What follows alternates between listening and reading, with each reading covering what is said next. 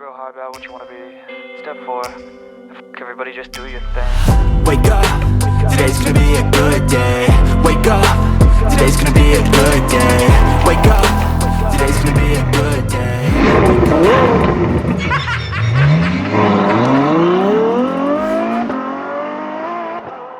Kia ora and welcome to Tarmac. I am Dave. I'm Matthew, and today we see the return of a familiar name. And I'm not talking about Dave or myself, I'm talking about this. It's the new Honda Civic MUGEN. That's right, the 11th generation Civic has now been Mugenized. Let's take a closer look at this. Now, for those of you that don't know, and let's face it, I had to look it up, Mugen was basically the brainchild of Hirotoshi Honda, who was actually the son of the founder of Honda. He actually began Mugen in 1973, and then basically it's not really the performance arm of Honda, but it sort of is.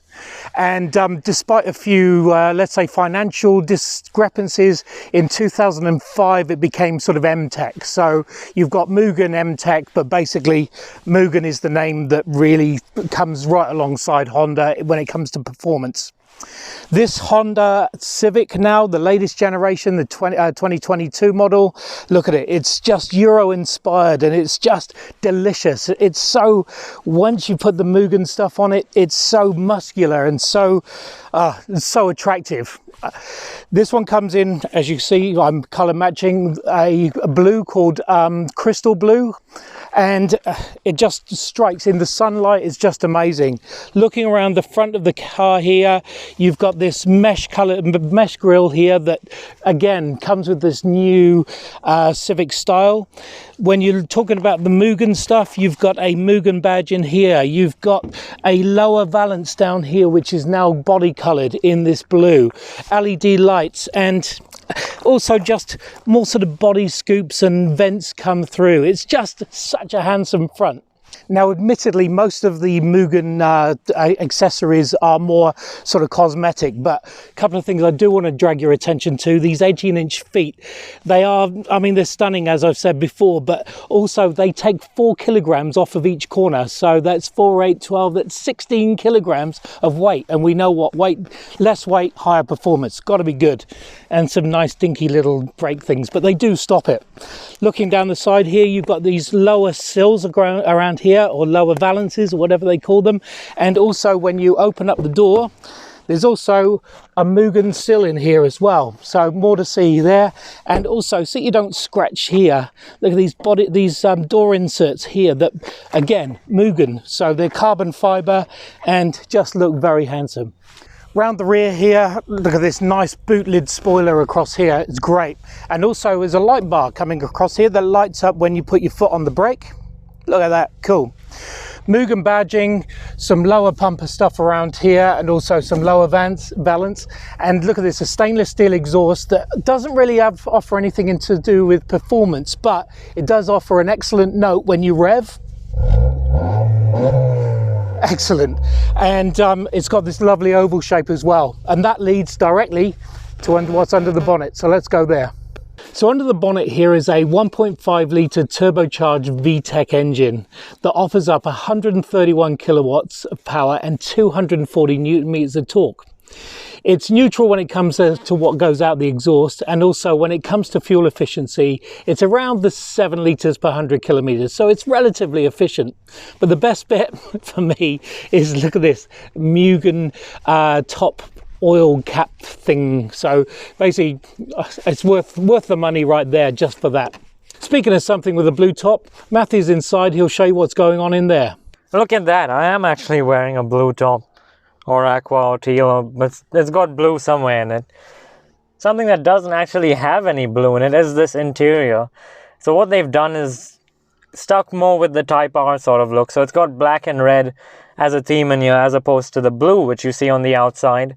So starting off with the seats, well, they are in a black leatherette sort of material with lots of red contrast stitching. And again, you see on the gear stick there some more red contrast stitching, and on the armrest here more red. So they have sort of gone with that theme. The seats themselves are actually bolstered to some extent and have a sort of Alcantara-ish feeling material on the middle as well. So there is a sporty theme to it, though there's no badging on them to say it's Mugen specific or from a Type R, for example. The other thing that's really noteworthy, at least with this new Civic, is just the way that dashboard is styled. So you get soft material on the top, a little bit over there, but the air vents are neatly integrated into all of this honeycomb sort of stuff in the middle there. And because this is a unique model, the Mugen, you do get the badging over there to highlight that. You also get the badging, as Dave pointed out, on the door sills over there, so it does say Mugen there. And then you get some carbon fiber material effect here in the center console as well. And it has actually got a bit of a texture to it, so kind of unique from there.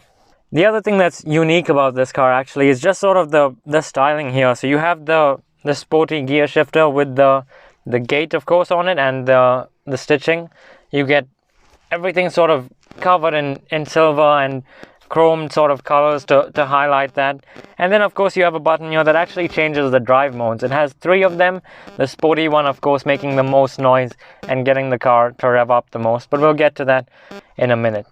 Technology wise, there's plenty of that going on in here, so let's take a look at what the infotainment screen offers. You will actually notice that this screen is off at the moment, so that is for effect, because if I do press the start button, and it gives you the safety warning as every infotainment screen does these days. But the unique thing about this is if you don't accept it or don't press the OK button, it will actually just not turn on the screen at all. So there's some sort of safety precautions there. But if you do press the OK button, well, that takes you to the actual interface of the screen. So this is what the radio outlook looks like. And if you go to home, you get a basic description of what this car has to offer. Now, Honda's infotainment screens are really simply laid out and easy to use. They do know how to make things as user-friendly as possible. Similarly, you have Bluetooth connection on here, you have navigation, the trip data, and different audio sources as you would expect to find in a car like this.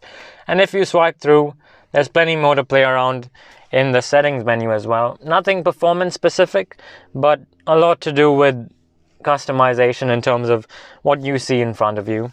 Similarly, with that customization idea, let's take a look at the gauge cluster. Now, the unique thing about this gauge cluster is actually the right side is an analog dial. So you have the speed there, and that doesn't change. It only lights up, if you like.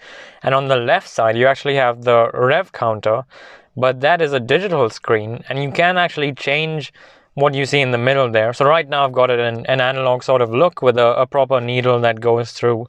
But if you go and press this home button on the steering wheel, you get to choose the information you see. You can see the range and fuel, the speed, your audio source, phone, and there's a whole bunch of other things that you can view through the screen.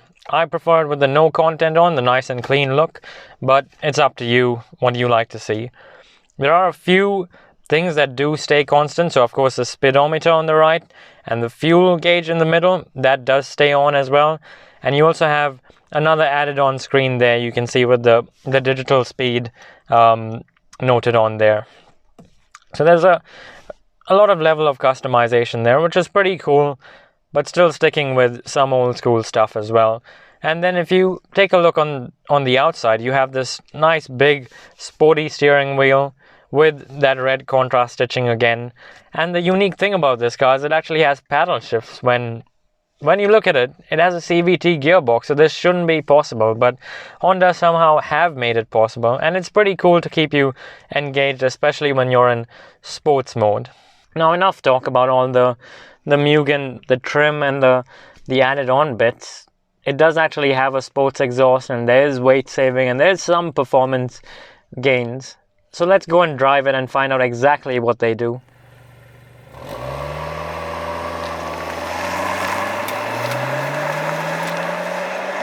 So the Civic, or the 11th generation Civic Mugen, admittedly it is very cosmetic as far as the upgrades go, and also it's quite expensive upgrades when you put them all together, but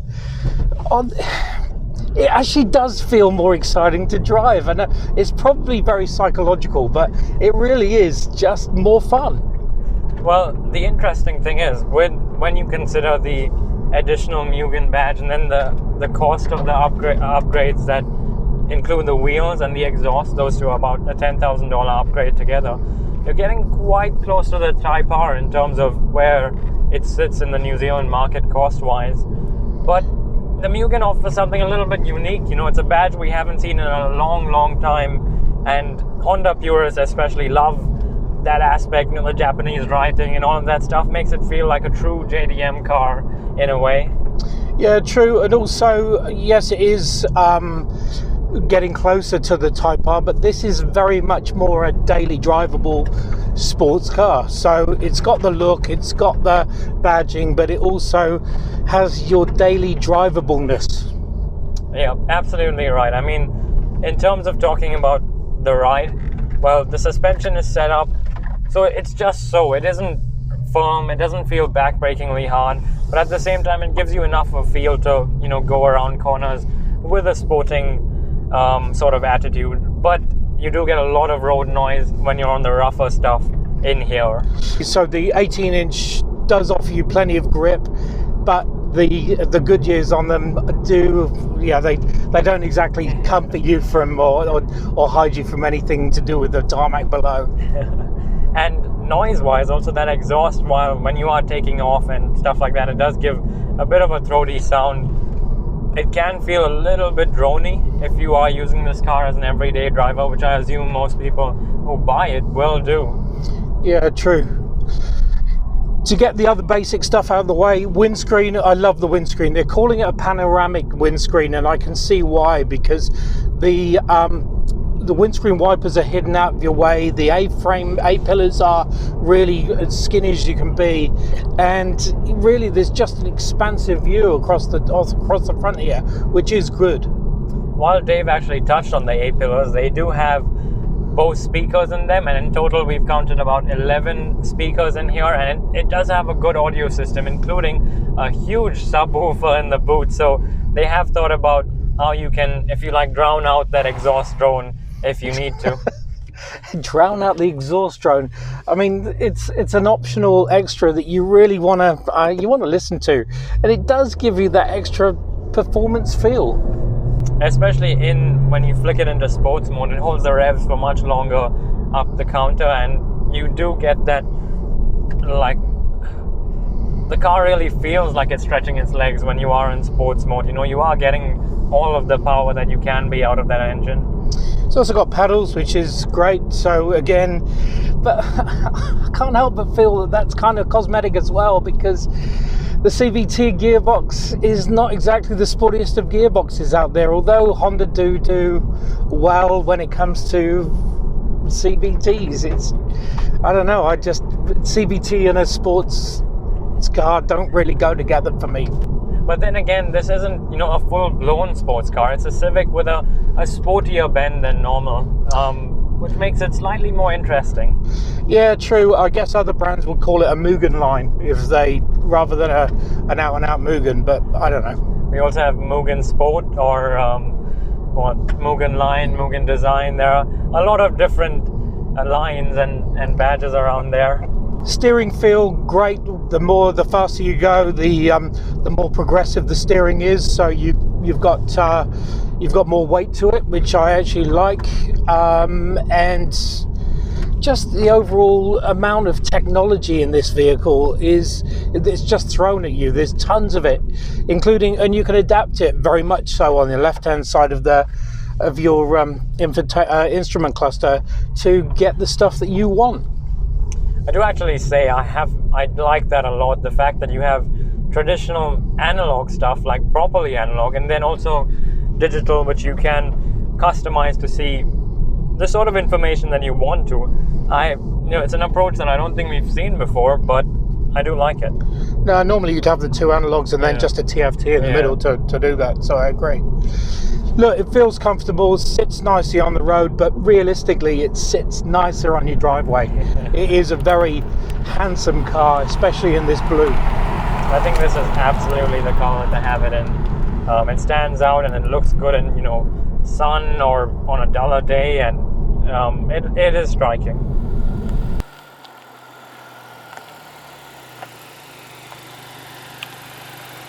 So there you have it, the new 11th generation Honda Civic Mugen. Yes, it's more sort of Mugen-ness as far as some added trim and stuff like that, but it's more about the way it makes you feel. It does make you feel sporty. You know, it's like me putting on a tracksuit and going, I really can go running fast. I'm not sure that's an image that you guys might want, but on another note, the special thing about this car is that badge. It's a bit of a blast from the past, you know, from Honda's slightly more enthusiastic side, and it's a Civic at the end of the day, but something that's just a little bit more unique than your regular run-of-the-mill car. Yeah, true, and it's also great to see the Mugen name really continue. So anyway, thanks for watching. Make sure you subscribe. Not sure what we'll have next, but I'm sure you'll be entertained. So see you on the next one.